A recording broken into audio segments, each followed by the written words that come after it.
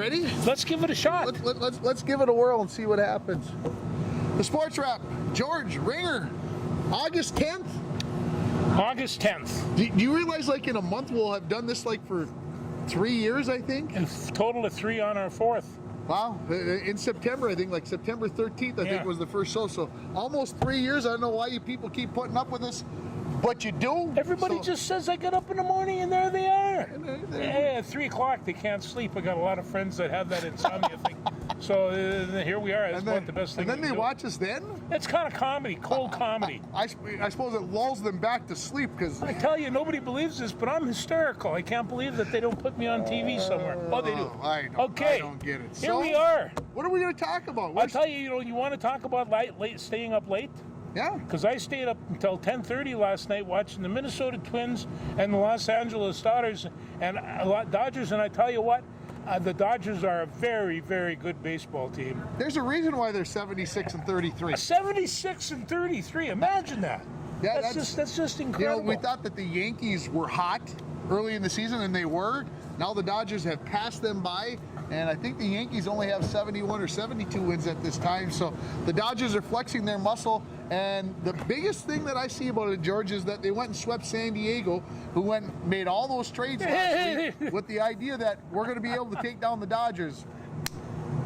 Fools! Oh, where they're on about a six-game losing streak, and they got the highest paid hitting list in the league, and it's not, but it will come. If you're a San Diego Padre fan, don't fret. Everything's going to be all right. Yeah, the Twins got walloped last night. I went to bed before they even got started. I woke up 2 o'clock in the morning, picked up my phone to see what time it was, and I looked at my notifications and I saw 10-3, and I'm like, oh boy, I'm glad I didn't try to stay up to watch that. No, and after the first inning, the bottom half of the first, there was a pow, and it was like, uh-oh. I know what that sounds like. And then there started being powies all over, and there's a certain echo in that stadium, the Chavez Ravine. Ravine. And the Twins, when was the last time they won there? Probably like 1965. Yeah, we don't. I don't remember, but yeah, one more game with the Dodgers tonight on Wednesday, and then a day off on Thursday, and then they go take on the Angels, who have not been playing good baseball of late. No Mike Trout, of course. They got Shohei Ohtani. I know that gets George's adrenaline flowing a little bit. We talked about that, me and the Guru, today, about Ohtani and the fact that Dave Winfield, if somebody would have had a little foresight, could have been an Ohtani many years ago. Yeah, absolutely. Ohtani hit his 25th home run and got his 10th win on Tuesday night. Becomes only the second player in Major League history to ever do that in a season. And the other one was? Babe Ruth. The Babe Ruth did it back in 1918, and a couple of Negro League players did it in the 20s. Nobody else has done it else, and so there you go. An incredible athlete. There's no two ways about it. Yeah. And they said, his pitching wasn't the best last night, but he found his way through, and that's what good pitchers do, right? That's right. They find their way through. Yeah. So I'd pay to watch him play. I tell you, if he's not a draw, I don't know what is, but I think he's as fine a baseball player as I've ever seen all around. Twins tied with the Cleveland Guardians today for first place as Cleveland is playing Detroit. So if after we get done recording the show and we go to sleep tonight and wake up tomorrow morning, I wouldn't be surprised if the Twins are a game out. Well, they Nothing might be against the Tigers. Yeah, but this was almost to be expected. You're trying out a new pitching staff. You're making some fairly strong changes, but you've got a good hitting lineup, and you've got people that seem to be able to want to do the job. As Smell coach says, you can do the job if you want to do the job.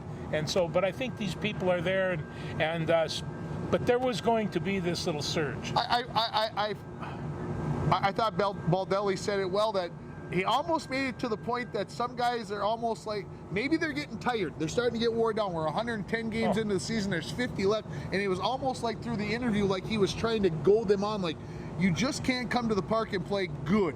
You got to come to the park and you got to play excellent. And that's just true. If you're gonna be a champion, you've got to find that. And I just think he was trying to give the guys a little push, a little like, guys, we know you're tired, we know, but the end of the line is in sight, and we need to keep fighting towards it. So well, I know, and that's what the great teams do. And when you see the domination that the Dodgers put on last night against a pretty fair baseball team, I would say the Twins are, but it was just a landslide, boom, and that's what a great team does.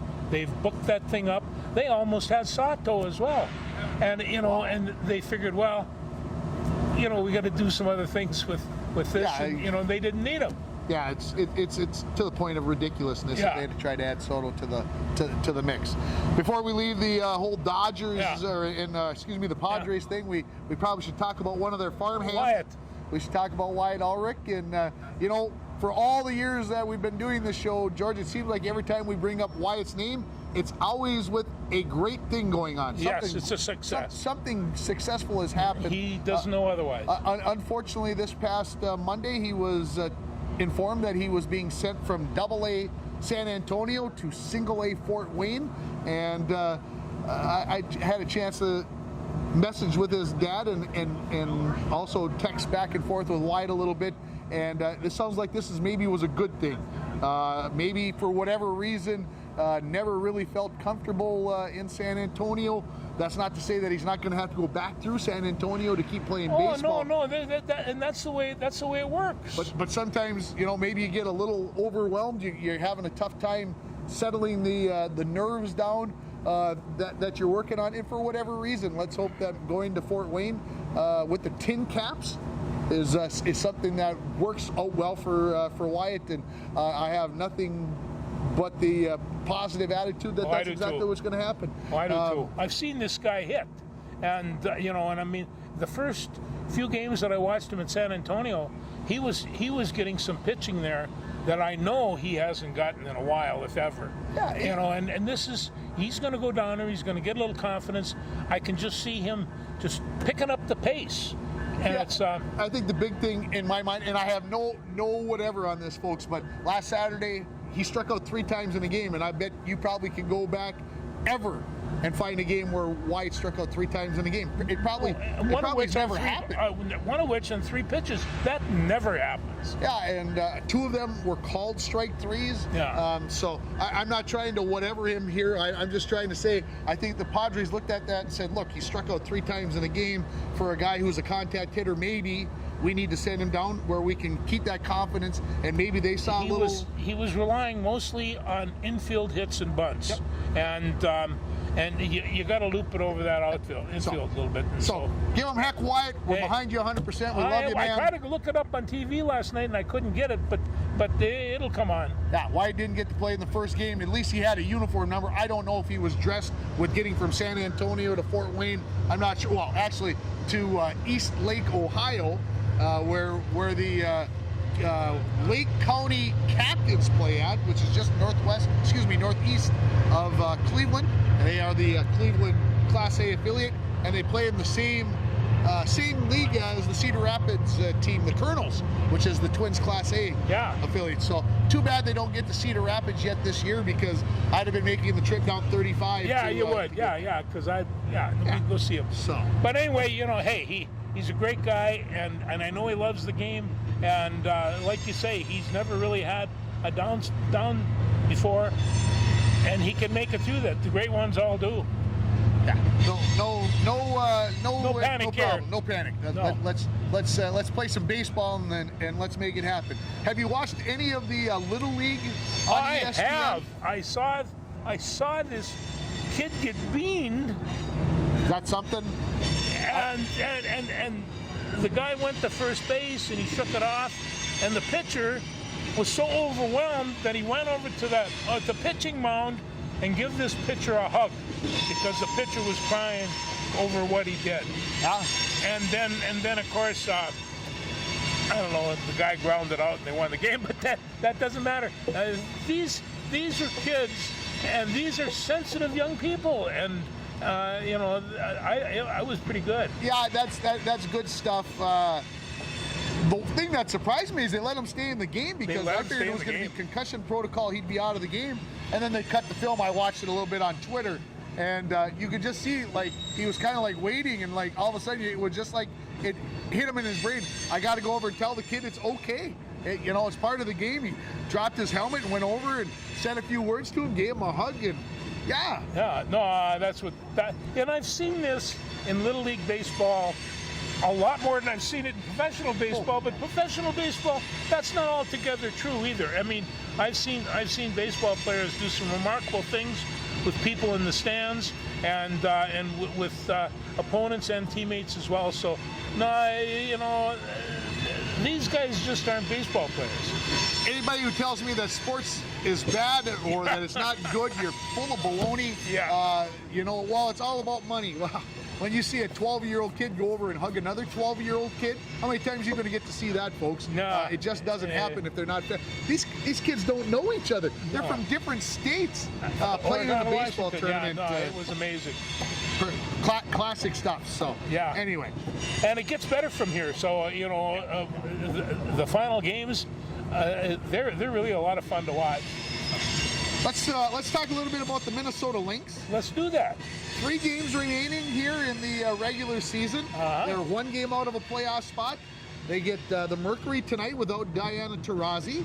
On Friday, I believe they get Seattle at home, which is no easy task after they just got throttled by Seattle the other day. Although Seattle might be putting it on coast. They're in. The playoffs. Yeah, they're in. They're in. And then who do they got for the last game? Is it Las Vegas? No. Somebody, I can't remember, on Sunday. So they play Wednesday, Friday, Saturday. I hate to say it this way, but I think they got to win all 3 to get in. They've got tiebreakers against most of the teams that are ahead of them, which makes you wonder how in the heck are they behind, but they didn't beat any of those top teams. So they're going to have to come through and getting Nafisa Collier back after she had her baby in May. That is, you might say, well, how much can she give? Whatever Nafisa Collier can give. She said the first game she came back, people were pretty stunned. I would be.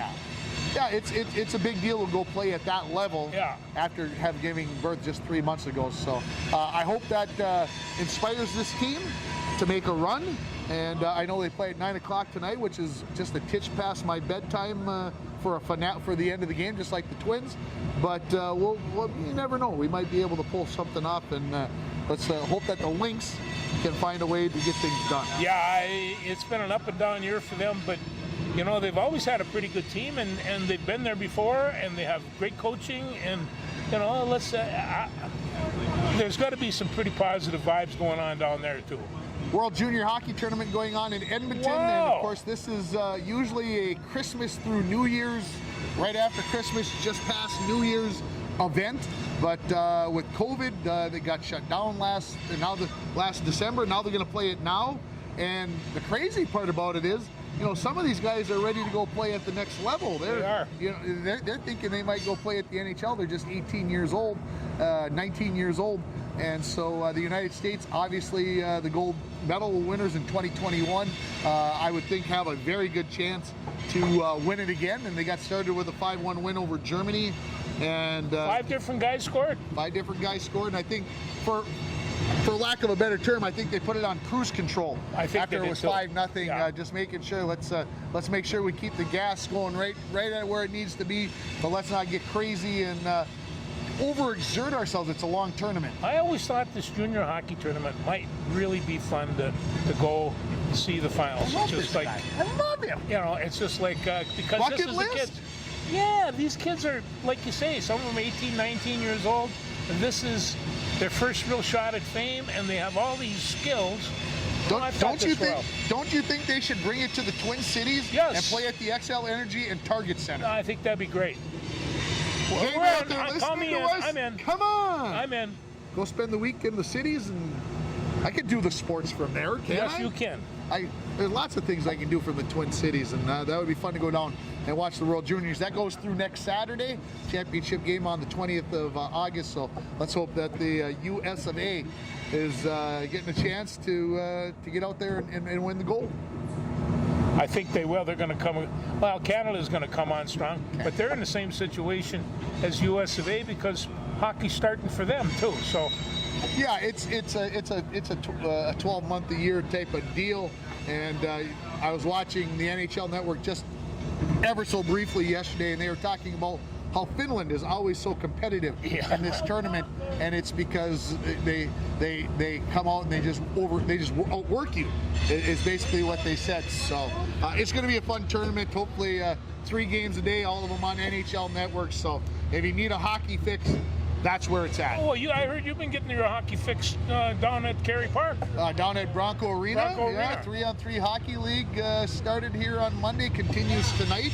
One of the reasons why this show has to be just a titch shorter, because we got to fit it in. We got to get Eli dressed and get him over there so he can play some 3-on-3 hockey. Yeah, I think this is going to be a big boon to hockey, not only on our side of the river, but there's a lot of kids from Fort Francis. You got to have the opportunity to skate in the summer. I'm not saying just continue your hockey season, but I do know some of the kids I see down at Bemidji that have been doing this for years, they keep those skating skills. It makes a big difference. Makes a big difference. Yes, so it does. This will end in early September, and then the hockey skates come back out in late October, and so I'm sure the kids, it'll be good for them, and so kudos to the people who got this started and that are running it, and it's well, as Jerry Lewis used to say, it's a labor of love, because I don't think most of the people that are running it are making a cent on it. I wouldn't think. I would guess so every cent that is made is going right back into the program, back into rec hockey. So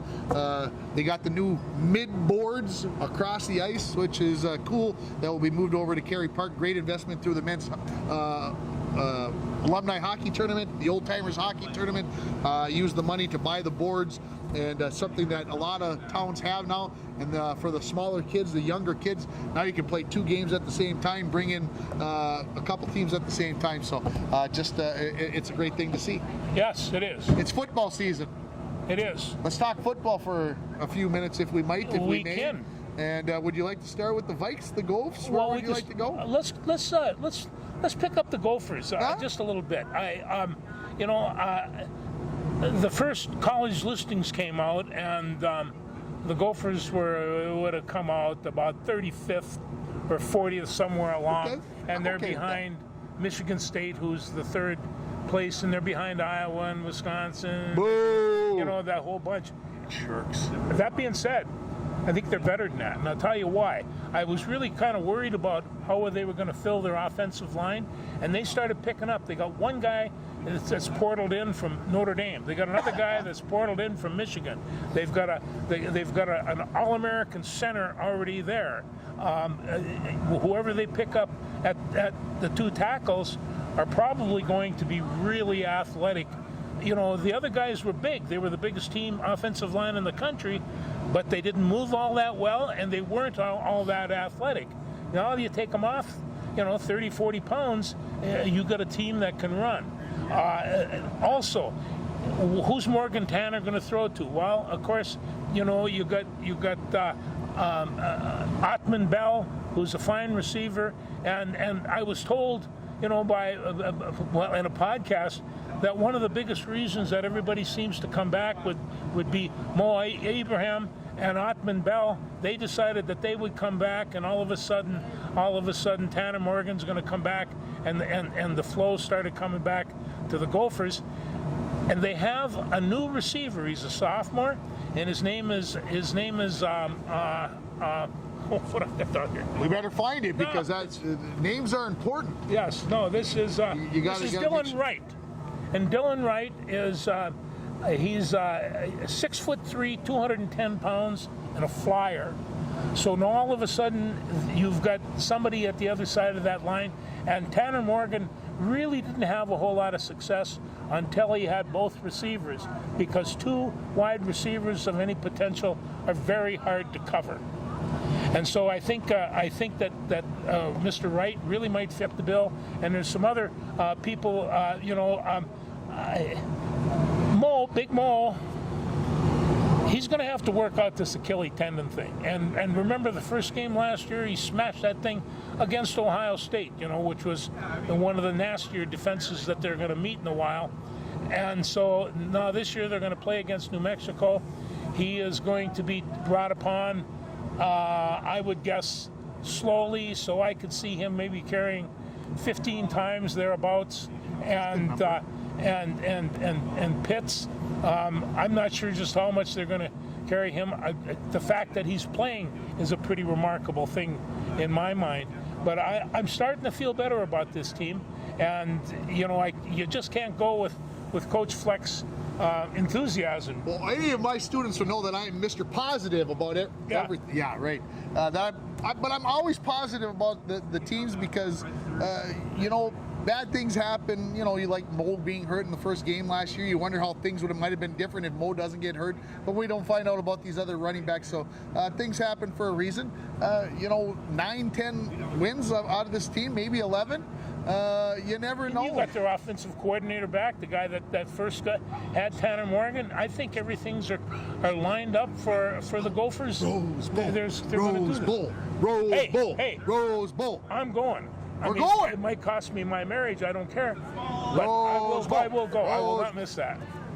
We'll see how things go. Yeah, September 1st is the first game for the vaunted Golden Gophers, and we'll see how they do against New Mexico State at Huntington Bank Stadium that evening, 8 o'clock start. Yeah. How about the Vikes? I think that the Vikings, they kind of have the same concerns. I think they have to figure out what they want to do with this offensive line and who's going to fill these holes. I think Big Ezra is pretty much, he's 6'7", 310, 315, and he seems to fill that guard position up really good. And so I think they have to come across with one more tackle, and we'll see from there. But I don't think Bradbury's the guy that's going to fit the bill. No? No. I saw him catch a ball from last year. I forgot about this play against Green Bay because I think it was in the last game of the year when things didn't matter. Yeah. It was like 30-0, and he caught that ball and ran for like 25 yards. Yeah. I'd forgotten about that play. Well, maybe they should turn him to tight end because Maybe. he has this basketball look about him, and he's kind of lean. He's tall. It's just that we've been waiting for him for this All-American to come about here for 2 or 3 years. And I don't think that's going to happen. I think you got to give guys a couple of years to get to that level, and I think they're going to give him one more try, one more whirl. And if he hasn't learned and gotten better, then he probably will. He will go the way of the dodo, at least as far as the Minnesota Vikings are concerned. What else football-wise? I talked to some of my crew from UMD, and they thought that the prognostications for UMD was lacking. I wonder why. I don't know. Bemidji State ranked above UMD in a football poll? Yeah, they found that lacking. And I'm sure. So, and they says, well, I'm going to be down for when they play Concordia. I says, well, the next week I'll go over to Bemidji and sneak in and not let anybody see me and wear my maroon. There you go. Yeah. There you go. So. No, I'm waiting for the football season to when the Broncos start practicing next week. Broncos, all sports, football, girls swimming and diving, volleyball, and girls and boys cross country start on Monday the 15th. All right. And always an exciting time. Always an exciting time. Volleyball first game on Thursday the 25th. First swim meet is on the 30th. First football game's on September 1st, and the first cross country meet is either the 8th or the 9th, somewhere in that vicinity. So, I'm looking forward to all of them. Looking forward to the excitement.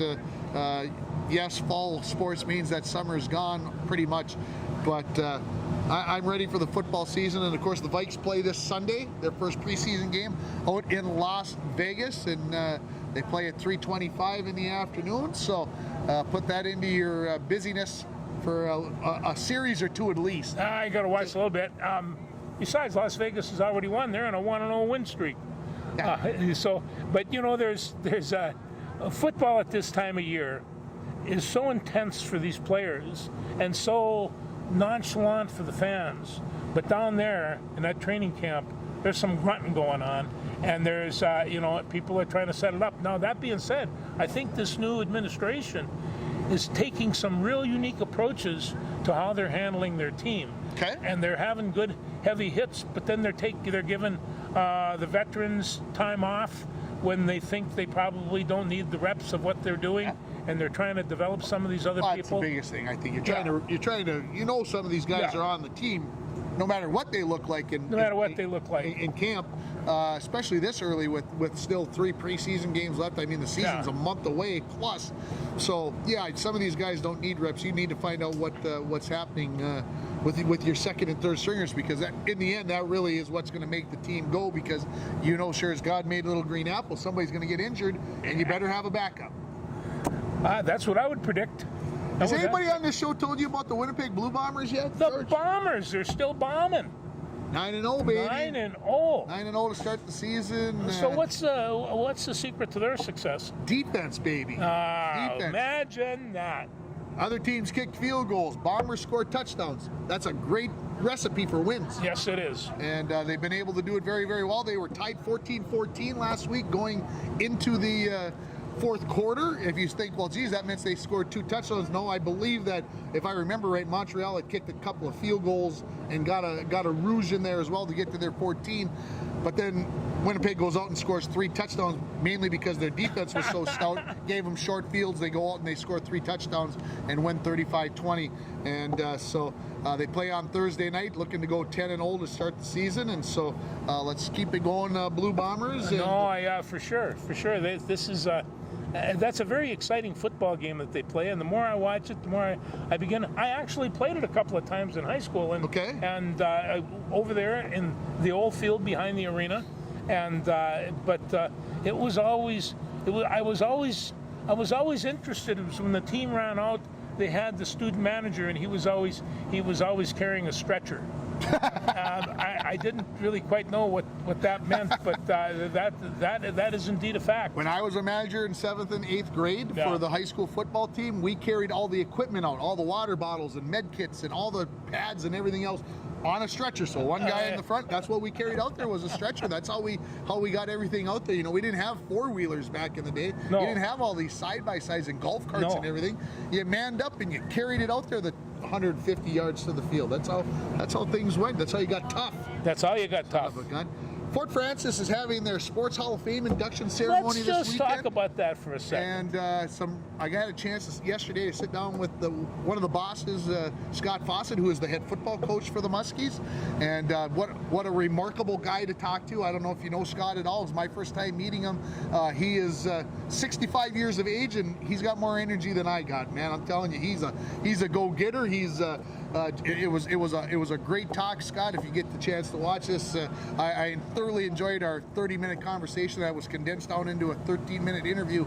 And but having said that, they've got a couple of good teams. They've got some builder category guys and gals that are going in. They've got some athletes that are going in, and it's just one of those things. They have one athlete who is a veteran of the Special Olympics. Very cool. I mean, how cool do you want it? When he was sitting there talking about that, and I thought, you were in the business some 30 years. How come you didn't come up with that? And there have been some really, really good athletes that are Special Olympians. But when he said that, I thought, this guy's special. You could hear it. To me, the thing about it is, and as being involved with the Bronco Athletic Hall of Fame for 10 years, a lot of people would come up and say to you, well, how come this person's not in? Why did you put this person in before that person? Yeah. And it comes down to having a full group.